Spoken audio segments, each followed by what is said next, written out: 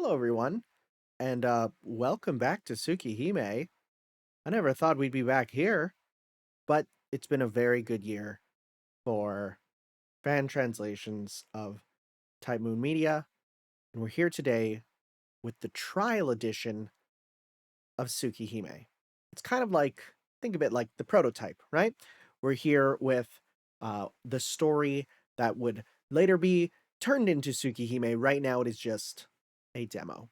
And it's really cool that this is now available in English, so we can actually play it.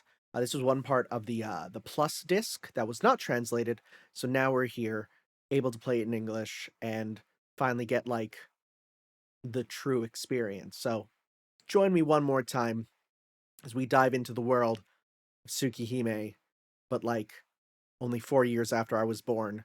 So it's like real old. We're at 1999 and this was sold on floppy disks at Comic Cat. That's how old we're at. So let's hop on in and see what's up. Information. Tsukihime is a sound novel currently in production at the Dojin Circle Type Moon. It has multiple branching paths and endings. It's a game which revolves around the protagonist, Tonoshiki, who possesses a pair of special eyes that can see the lines of death, as well as three enigmatic and alluring heroines. Oh, only three. That's interesting. Each of them with their own fates, battles, and romances. We aim to create something that matches up with other games in the space, and are hard at work producing the game. I hope you look forward to it. This floppy disk, it's so weird to think about this on a floppy disk. Also, yeah, there's no noise. That's normal. Was created to promote Tsukihime. Its primary contents are the story and character introduction. In the character introduction, we have included character sprites, expression sheets, event CGs, as well as something I won't be showing. So don't get your hopes up. Both text images and images are a work in production, and as such, it's possible that they won't be used in the final game. I know for sure the characters look different. However, they've proven enough to convey the atmosphere of the game and the characters' charms. We couldn't be happier. Tsukihime is planned to be available for purchase in early 2000. We're considering selling the game through events, consignment, as well as mail order. The details regarding release date and sales format will be announced on our website, so be sure to look forward there for more information. Okay. Story introduction. The story begins. The second year high school student Tonoshiki has a power that's a bit more special than most. It's an extraordinary ability of sight which, in most likelihood, nobody else but him has. Ever since reviving from an accident that almost killed him when he was a child, Shiki has been able to see the death of things. In all objects, all life exists a point where where they are most easily broken. Lines, which when traced, kill the object in question. Shiki's eyes have become capable of perceiving this kind of exclusively conceptual phenomenon. Nevertheless, as tempting as it is to think of that as special, it really isn't all that great. Shiki's ability to see death is only about as special as being able to see ghosts or such. In fact, these kinds of unique talents, held exclusively by oneself and nobody else, are something which everyone has within them. Huh, and so, Shiki doesn't see his condition as something all that rare. Huh, interesting. Armed with that sort of positive outlook, Shiki aimlessly goes about his normal life at school. October, beginning of fall, having spent the last 5 years in the care of relatives, being treated almost like an adopted child, Shiki's finally had to return to his real home, the Tono Mansion. The father whom so despised him has died of an illness, while his younger sister, who hasn't seen him in 5 years, has inherited the house and decided to bring him to the mansion. Shiki wasn't planning on returning to the Tono family after so long, but when he heard that his sister Kiha would be all alone in the mansion, which she wasn't, she super wasn't, there's maids, he could no longer refuse the offer. As such, he has now returned to the Tono mansion after his 5 years of absence. Toward a home and sister he parted with when he was 12 years old. Toward an old mansion that no longer lingers in his memories, where his fatal accident took place. On reflection, that was the start of this tale. November, fall. It was Sunday, the sky bright and clear. Shiki was walking through the city. Oh my god, well, we're gonna get the proto-white woman? Nice. Shiki was walking through the city under the still summery blare of the sun when he spotted a woman. A lone blonde woman, clad in white. He instantly laid eyes on her. His vision began to swim, and he could barely stand upright anymore. His throat parched and his breathing became strained. His body began sweating as if he had been thrown into a desert. Even for love at first sight, the sensation was clearly abnormal. The woman in white continued her gallant strides. Without knowing why, Shiki suddenly found himself on her trail. He truly didn't understand why. Tonoshiki was not someone with those kinds of sexual perversions. And even after the kill, he didn't understand the reason why he did it. However, the fact remains that he was in the white-clad woman's apartment while her corpse was scattered on the floor. I'm happy that this is, again, like from day one, just this idea of here's the protagonist, he sees a white woman, and he kills her. And it is such a good hook because you instantly go, what? Why? And then you want to learn more. Like, I've shown the Tsukihime remake trailer coming out in English finally. And even if I'm going to be playing it on YouTube, you better do your part and support the game. Always. Okay? Even in those situations, like, I showed my friends that, and they're like, oh my God, this sounds so interesting. Like, I'm legitimately curious. Right? It's such a good hook.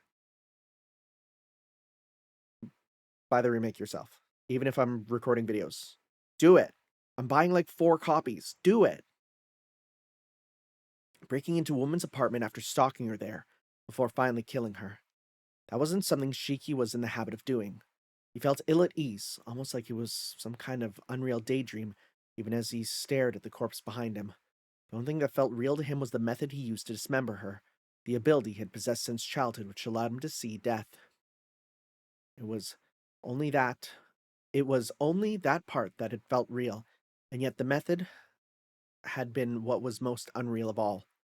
Without any clue what to do, Shiki fled back to the Tono mansion, even as he still couldn't tell what had been real and what had been a dream. The next day, having been unable to sleep, Shiki went to school in a daze before coming to a stop on its usual route there. On the guardrail beyond the intersection, oh, that image was also there. There, seemingly almost as fretful as someone impatiently waiting for their lover, sat the white-clad woman. When her eyes met with his, she flashed a bright smile and began to trot toward him. There could be no mistaking it. It was her, the woman he thought he had killed the day prior. Smiling, she approached. There was no mistaking that she was headed for him and nobody else. Visions from last night were all that swirled inside the paralyzed Shiki's brain.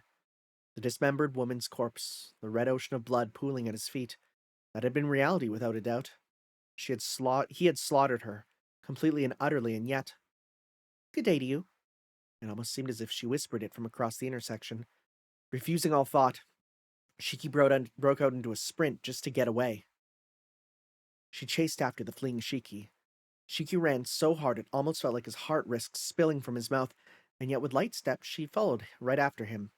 Having cornered Shiki in a back alley, the woman revealed her identity to him. Her name was Arcade? Arcade? Oh, I'm happy they changed that name. Arcuid sounds so much better. Arcade sounds like, duh, we go to play Melty Blood in the arcade. Apparently, she was an undying creature known to humans as a vampire. Honestly, it's like for Japanese, those pronunciations are probably the exact same. Talk about a bad joke. This is how he wanted to brush aside her story. But given that she stood right before him as alive as before, he could not do so. You're going to take responsibility for killing me, right? The maidenly vampire looked at Shiki and flashed a bright smile. Arcade? Oh, it's so weird to read. Had no intentions of enacting vengeance upon Shiki. On the contrary, she had been impressed by his abilities. He was a human who could dismember her in an instant, when in the past not a single method had been capable of slaying her. With that kind of power, she was hoping that he would be able to kill one of her kindred that she had long been able to execute. With a smile, the maiden in white extended her hand. Afraid that his life would be in danger if he declined, Shiki reluctantly shook her hand. In anticipation of the unreal life in store for him, as well as the fact that he had now had to come to terms with his own ability, Shiki let out a dejected sigh. That's a strong story introduction. I like it. Character introduction. There she is. Okay, her design is unchanged. It's the same. Her name though, Arcade Brinst Arcade Brinst Vampire. Royalty among the inhuman bloodsuckers known as the True Ancestors. Having come to Japan because of personal circumstances, she becomes acquainted with the protagonist. She's not wise in the ways of the world and lacks common sense, but does not cause harm to human society. Or more accurately, it appears humans don't interest her at all. When she keeps her mouth shut, she has the aura of a princess, but when she doesn't, her personality becomes so casual that she's no different from just about any normal girl. Even though she always makes her preferences very clear and acts before thinking, it seems she has a rather forthright personality. The main heroine of the story. She's a pleasant girl with appearance and temperament you'd never expect from a vampire. She's a never before seen introduction scene where suddenly gets killed by the protagonist. I told you, didn't I? That since you killed me, you'll have to take responsibility. Yep. Tono Akiha, protagonist's younger sister, the head of the plutocratic Tono family. She looks a little bit different. I know her color scheme was totally different. 1 year younger than the protagonist, attends a Catholic boarding school and is in the first year of high school. By all appearances, she's a model young lady from a well off family. She's often told that being related to the protagonist must be some kind of mistake. She apparently got along well with the protagonist when he lived in the mansion, but the way the two live now, she treats him like he is a completely different person. She has long black hair, stereotypical of the traditional Japanese beauty. She has a single minded personality and is strict about everything, a born student council president type of person. In contrast to the protagonist, who was raised with freedoms to enjoy, she received a strict upbringing, has become, a very straight laced person as a result. One of the heroines of the story. She constantly berates the protagonist for his unrefined manners when he returns to the mansion, but still dutifully addresses him as Nissan, someone who can't be honest with their own feelings. I know there's some people that are a bit iffy on, I think, the English translation for remake is using Dear Brother, but like, I think that's fair. Nissan does have an energy, but I think we're on good terms because me and Nissan, well, we're siblings after all. Oh my god, you're so cute! Oh my god, Proto CL's adorable! An upperclassman who attends the same school as the protagonist. Oh my god, she's so cute! For someone who gets along with everyone, she's unusually mysterious, and no student knows very much about her. Rather than upperclassman, she is more like a normal classmate, or even a friend to the protagonist. Again, though, she's secretly in her 20s. Someone he can count on for advice. Cheerful and positive minded, she's a good person to a fault who loves to help others out. She's polite to everyone she speaks to. Her trademarks are her black rimmed glasses and the brisk and agile way she moves about. One of the heroines of the story. From her looks, you never guess she's always carrying around some kind of knives. True! Luckily, she never swings them around so you can rest easy. As she throws them. Oh, what choice do I have? I've always, since way back when, really liked helping people out. So until you can make it on your own again, I'll be with you the whole way. These two had a totally different color scheme. Hisui, one of the twin maids who serves the mansion that the protagonist lives at. She becomes the caretaker of the protagonist who has trouble getting used to life at the mansion. In contrast to her older sister Kohaku, she has a dispassionate and professional personality. She loathes coming into contact with the other gender due to being an extreme clean freak. Sure, let's say it's because of that and not the other reasons. She doesn't actually shoot beams from her eyes, even if it seems like she does. There is a version of her that shoots beams from her eyes. Kohaku, one of the twin maids who serves at the mansion the protagonist lives at. The maid who manages all the chores of the mansion assigned to the protagonist of Sister Akiha. Wait, did I say that right? Review mode. Assigned to the protagonist's sister. There we go. Cheerful, friendly, and always smiling with a warm disposition. In spite of how dependable she can be, she's always causing problems for some reason. There to provide moments of respite from the rather grotesque story, apparently. Yeah. That's what she does. Nothing else. Okay. Scene sample. Event scene. Uh-oh. Well, we'll go until we can't. Still lying down in bed, I flop my head to the side. And then my thoughts stop in their track. Finally awake, aren't you, little punk? There, seeming almost like it's the most natural thing in the world. It's arcade. You! The absurdness of what's playing up before me has left me at a loss for words. You liar. Hadn't we promised to meet last night? Oh, and just for your information, I was actually way angrier before. After I'd been left waiting for hours and hours, and noticed our promise had been broken, I got so upset that it surprised even me. It was so bad I thought I'd better barge in here and kill you, or else I didn't know what would have happened. Well, that's great, ain't it? I muttered a performative response while thanking God that my head is still attached to my neck. Then I snuck in here, but you were still sleeping, so I decided to wait for you. I had nothing to do, so for a while I just watched your sleeping face, and was almost scarily quiet. The way you slept was almost like you were dead, so much so that I got worried you'd never wake up again. If you were so worried, then wake me up. Having you right next to me has gotten me way more worried, personally. But waking you up would have been a waste. Myself, I don't know how I look like when I'm sleeping, but if I could sleep the way you do, I started thinking that'd be wonderful in a way. And then, before I knew it, I'd calm down. Oh, what? Whoa, whoa, whoa, whoa, whoa, whoa, whoa, whoa, whoa, whoa, whoa, whoa, whoa, whoa, whoa, whoa, whoa, can't show that. No, no, then, bam, titties, they're out. Okay, well, okay. Her body's apparently really soft. Tracing fingers on the navel, touching skin. Once or twice, not even close. I press the slender legs open. Oh no. Oh, she says she's feeling quite hot. Her blonde hair betrays a shadow of her former self. I'm just reading the words I can. Oh, don't use the word pearly to describe that. No, and don't call it that word. That's not a good word. Oh no, and she's saying to stop, and he's still going. No, don't use the medical terminology. Oh, almost as if piercing her with a knife. You know exactly what that's like, buddy, huh? No.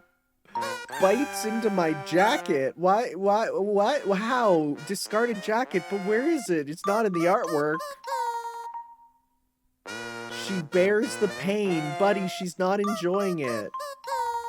She's not enjoying it. She's now like crying. This sucks. Oh, and he's still doing it even though she's saying no, stop, buddy. This is not okay. I think I almost died. An incredible numbness runs across my whole body. Please see a doctor. Like, that's not how it works. Come on. Come on. This is not okay.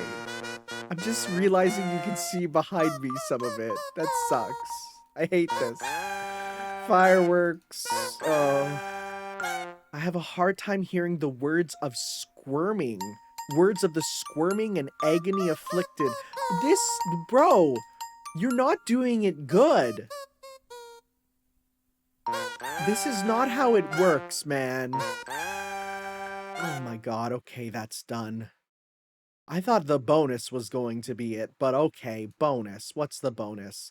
Hey, look, here we are. She's in color. See, like, this is a weird color scheme, right? I don't like it. Good day, pleased to meet you. Thank you very much for taking the opportunity to purchase the Tsukihime promotional floppy disk. My name is Kohaku, and I'm one of the maids serving the Tono family. Although I do like Hisui's design. I think Hisui's color scheme and design here, that works well. I'm her younger sister, Hisui. We managed to get this up at the bare minimum needed for a preview version. The all-important sample scenes are just an upgraded version of what we distributed for free at Summer Comic Cat. That being said, the character designs have changed slightly. By the way, development has been delayed. Just kidding. Though I guess that's not something you can just laugh off, is it? Still, we're making steady progress. I hope everyone who's looking forward to the game, or those who aren't, can wait a little longer. Nei-san. What is it, Hisui-chan? Is it really okay for sub-heroines like us to be this prominent? Well, this is about how prominent we'll be, so we gotta get out there and into the spotlight the best we can. Oh, that's really funny, because, like, that's absolutely not the case. Besides, the cover art this time around features us for whatever reason. If we make an impression here and become popular, it's not impossible that we'll get roots of our own. They did. And not only did they, I think it was a Kohaku cosplayer who actually was like the one handing out all the stuff at these events. So like it was a case of they were popular. Really? Probably. Probably. I mean, of course. Fine. I'll try my best then. Good, good.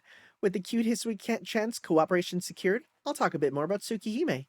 It's in the supernatural adult genre and in the sound novel medium. The characters are very varied, aren't they? Blonde foreigners, glasses, little sisters, maids, aprons. The artist and writer's worldly desires have spilled all over the place. Really now? Really, really? The two of them think they might dry up completely once they're all done. All shriveled up. I don't want to hear about that. I don't want to hear about that. I don't want to hear about that. So they're giving it their all, you mean? Wow, wow, what a nice thing to say, Hisui-chan. All right, time to explain each heroine's charm points. Okay, I love the phrase charm points. I love the phrase charm points. It's like such a good concept. Like what elements of them are charming? Oh, that's a good illustration.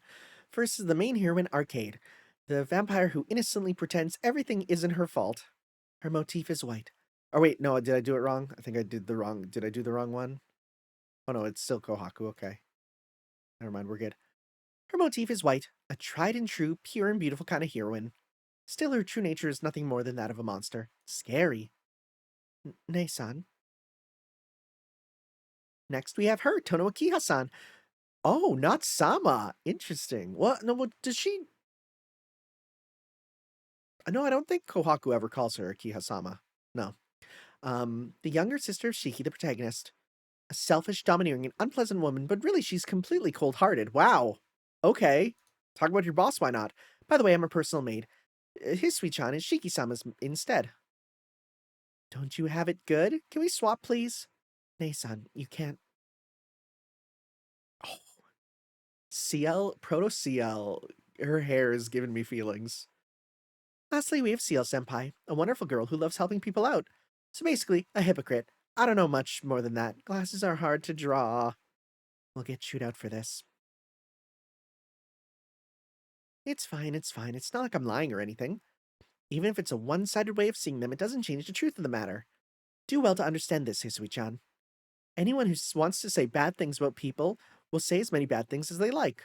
Also, if we bash the main heroines here, I think it'll be easier for us to get our own roots later. You sure are calculating.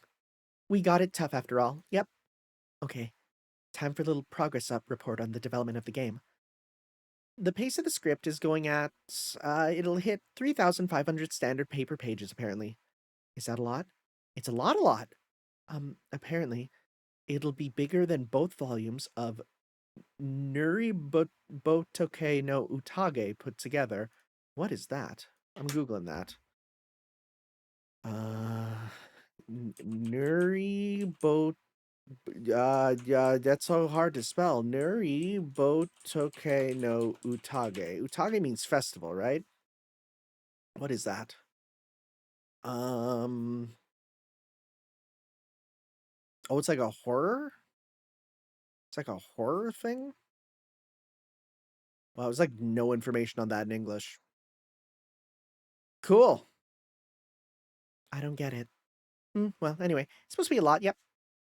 What about the art? It seems there's planned to be 50 or 60 event CGs, excluding backgrounds and sprites. Rest assured that the H scenes, which these games revolve around, are plentiful, which is so funny, because that's the worst part in my eyes. We're doing our best with the erotic prose, too. Bro, sometimes you just gotta get out of the kitchen, you know? We're gonna get so defiled. Oh, Nay-san, that's not a laughing matter. Oh, just kidding, haha. Well, what about the sound? There'll probably be about 10 tracks. It's true, that's I think it is like 10 tracks all in all. Some of them only appear a couple times. Sound chip is still undecided, but the ephemeral and tragic music created by the sound lead fits the Tsukihime atmosphere like a glove. If it fits so well with the world the story lead wanted to create that he's gone completely out of control. And it's kind of true because, like, a lot of those songs are coming back for the remake. And this is someone who's hard to put the brakes on, even under normal circumstances. Uh-oh, that's the wrong brakes. Typo. It's really quite the situation. I heard the engine is non-proprietary. Yep. We plan to use NScriptor, a freeware made by Takahashi Naoki-san. The programming lead is currently on the lookout for options. This preview version was also made using the previously mentioned software. It's easy to understand and boasts a lot of useful features. Thank you, Takahashi-san. Thank you. Now then, it's time for us to say goodbye. The whole staff is doing their best, so please don't give up on us. Please don't give up on us. We're expecting your comments and words of support. Next time we meet will be the demo version. We're expecting to release it spring of 2000. More details will be announced on the website, so please look forward for more information. Right, now bye-bye until spring. Hey, Sweet-chan, all together now. Bye-bye. Bye-bye. Good job, hey, Sweet-chan, you sure worked hard. I wonder if it'll happen. Our roots. Oh, yeah, there's a bunch of hidden roots apparently, so it'll happen, surely. Okay. Now, want to go eat and then go home? I want Tenka Ipin Ramen. Huh? Again? We can't. Just kidding, it's totally okay, let's go! Oh, Hisui loves her ramen. Okay, well, thank you, Suki-mates there. Look at this, we got the script there. This was cool. This was a cool little thing to see come out, you know? Good job, Alu. Good job, Petricow, Plamer. Yeah. All right. Nice. This was cool to see. This was really neat. It's a small thing. Like, again, it was only like a half hour or so. But I think that it's real neat that it exists, that we have it. Thumbnail will show off some of the other colors. I thought we'd see more of the some of the characters, like their alternate color schemes that are in this. Arkwid looks about the same, but the other girls are all different, right? We saw a little bit of the maids there. But yeah, thank you all for watching. This was cool. Once we're done with Fate Extra CCC and other stuff, we will be coming back to Melty Blood. Like we're my plan is my plan, okay? I want to be fully done up to Carnival Phantasm before Tsukihime remake. I want to be done everything Tsukihime original timeline before the remake comes out so that we can go in and experience that whole new world together. Okay? That's kind of the plan. Otherwise, we have CCC to play, we have all sorts of stuff. So, thank you all for watching, and I will see you back in the well, back in this universe, I guess, when we get back to Melty Blood in a little bit there. So, thank you all. We'll see you next time. Bye.